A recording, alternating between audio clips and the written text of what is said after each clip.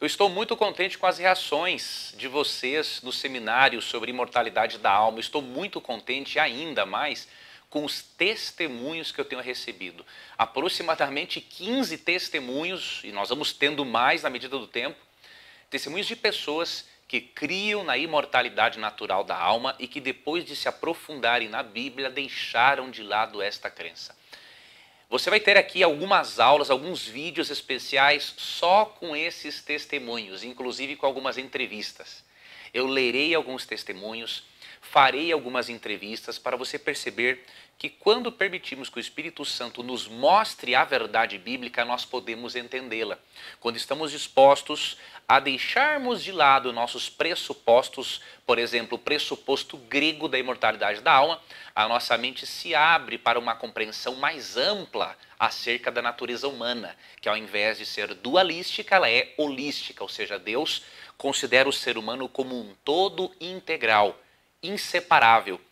E por isso é muito importante que você continue acompanhando os demais vídeos para que você possa entender o que Deus tem feito, inclusive na vida de vários irmãos protestantes e católicos que têm abandonado a doutrina da imortalidade da alma. Como exemplo, eu queria ler para você o depoimento de um irmão da Igreja Batista.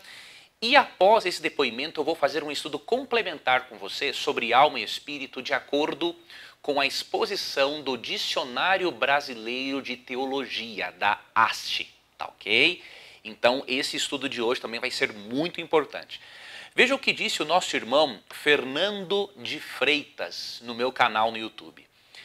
Ele é batista, não é? Sem dúvida, depois que passei a entender que a alma não é imortal, assistindo ao Na Mira da Verdade, percebi que aquilo que aprendi vagamente como batista era incompleto, pois não se baseava nas Escrituras.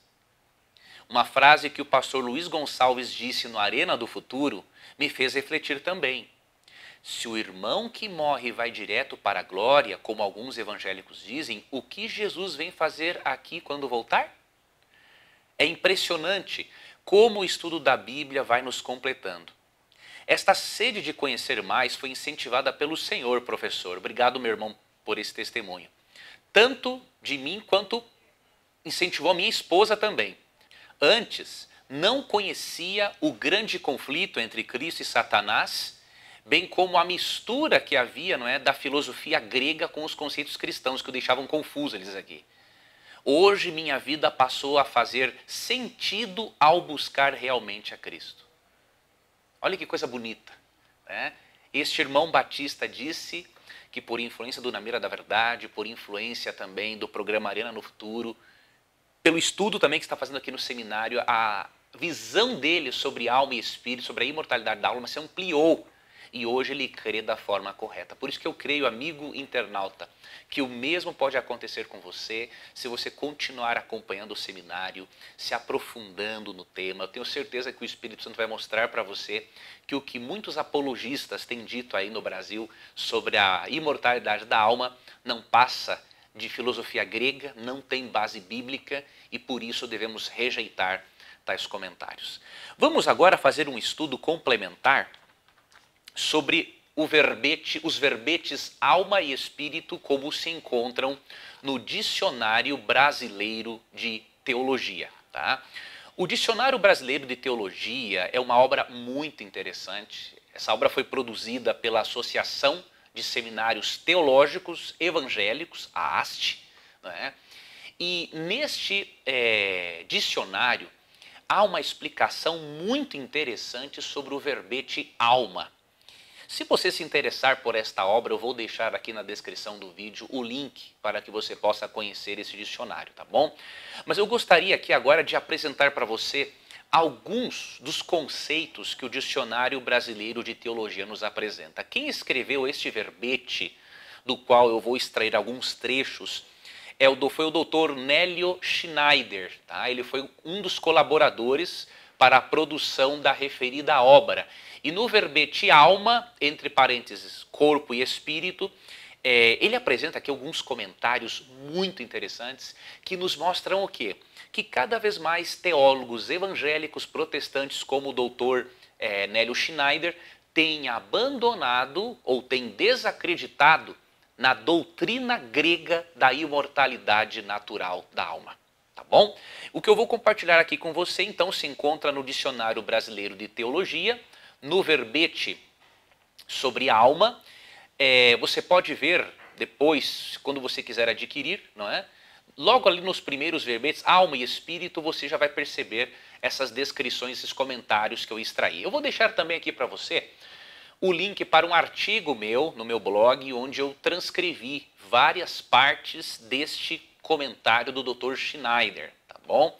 Então veja que os eruditos têm mudado sim de opinião porque têm percebido que o dualismo grego, ou seja, a divisão entre corpo e alma, não tem nada a ver com o holismo bíblico que ensina a integralidade da natureza humana. É por isso que Paulo diz em 1 Coríntios 6, 19 e 20, que ao contrário de Sócrates, né, que dizia que o corpo é a prisão da alma, Platão dizia isso, ao contrário deles, não é?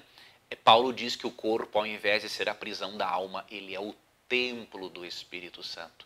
Ao invés de o espírito ser libertado do corpo, o corpo é que será libertado da natureza pecaminosa e será transformado por ocasião da volta de Cristo, como aprendemos em 1 Coríntios 15, 51 a 55 e 1 Tessalonicenses 4, 13 a 18. Ou seja, o ensino de Sócrates e o ensino platônico quanto ao corpo, nada tem a ver com o ensino bíblico, que ensina a transformação e libertação do corpo, e não a libertação da alma do corpo, tá bom?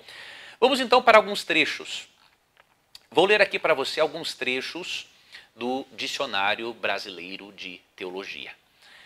A definição lexical de alma abrange um amplo espectro de significados. Curioso que seu significado primeiro é princípio de vida no ser humano e nos animais. No entanto, no uso filosófico e religioso, alma designa comumente uma parte do ser humano diferente e geralmente contraposta ao corpo, implicando uma tensão ou um antagonismo interno no ser humano. O uso dos termos alma e espírito é revelador de uma determinada concepção antropológica. Na perspectiva bíblica, preste atenção nisso, o ser humano não consiste de duas ou até mesmo de três partes. A alma e espírito tampouco constituem funções ou princípios especiais do ser humano, localizados dentro do corpo e que o distinguiriam do ser animal. O ser humano constitui uma unidade viva, um ser vivente. Ele até alega, né, que em Gênesis 2,7 não existe a expressão no original, não seria alma vivente, né, como na Almeida, mas é um ser vivente. O ser humano constitui uma unidade viva, um ser vivente que, como tal, está em relação com o mundo circundante, com seu semelhante, consigo mesmo e com Deus. Veja essa outra afirmação. A Bíblia tem como pressuposto a indivisibilidade do ser humano, ou seja, sua integridade essencial. Isso quer dizer que a existência humana jamais poderá ser parcial e continuar sendo existência humana. O corpo indica a materialidade, visibilidade, tangibilidade e historicidade do ser humano vivo. Ao passo que a alma, nefesh ruach, no hebraico, ou psique pneuma no grego, aponta para a sua dimensão dinâmica, vital, ativa, intangível, invisível. O corpo não é mais importante que a alma, nem a alma mais importante que o corpo. Até porque não se pode conceber uma visão isolada de ambos. Uma dimensão não tem existência sem a outra. Assim, biblicamente, a alma seria o sopro vital, o espírito da vida, o princípio da vida, ou simplesmente a vida. Não se trata de novidade, olha isso aqui, olha que interessante, isso aqui é uma advertência para muitos pastores, teólogos, que têm deixado de lado o ensinamento bíblico. Olha essa advertência aqui do teólogo Nélio Schneider. Não se trata de novidade constatar que nossa cultura não pensa biblicamente. Predomina antes uma visão antropológica de duas partes, alma e corpo, ou três partes, corpo, alma e espírito. caracterizada por uma dualidade ou até uma dicotomia entre os elementos que compõem o ser humano. Sendo a alma ou o espírito considerado o elemento eterno e imortal, este naturalmente recebe uma valorização maior do que o corpo, transitório e mortal. Essa visão tem seu fundamento na filosofia grega antiga, mormente em Platão. Obviamente, essa concepção grega e platônica influenciou o cristianismo no decorrer de sua história comum e acabou por determinar a interpretação bíblica, impingindo-lhe a concepção da imortalidade da alma e o consequente desprezo do corpo mortal, principalmente na sua dimensão sexual. Biblicamente, a transitoriedade e mortalidade do corpo implicam a transitoriedade e mortalidade da alma, pois se tem uma concepção do ser humano integral. Inversamente, a valorização da alma como princípio da vida e da espiritualidade implica a valorização do corpo como templo da habitação divina, primeiro em Jesus Cristo e depois na comunidade cristã como corpo de Jesus Cristo. Estamos indo para o final. A condição transitória e mortal do ser humano como criatura de Deus estende-se, portanto, a todo o ser, ou seja, também a alma. Quando o ser humano sofre em seu corpo, sofre também em sua alma. Quando se abate a sua alma, curva-se também o seu corpo. Quando o corpo tem prazer, alegra-se também a sua alma. Quando a alma se eleva, ergue-se também o seu corpo. Veja, não há, como de acordo com esse teólogo, não há separação entre alma, corpo e espírito na Bíblia. São aspectos diferentes do mesmo ser. Então, por isso que a crença na imortalidade da alma, ela é pagã, ela é grega, ela nada tem a ver com o pensamento hebraico. E o último parágrafo que eu vou aqui compartilhar com vocês diz o seguinte: não há existência humana viável da alma sem o corpo, nem do corpo sem a alma. De tal modo, isso é verdade que a ressurreição após a morte é concebida como ressurreição na forma de corpo espiritual, de acordo com 1 Coríntios 15, 44.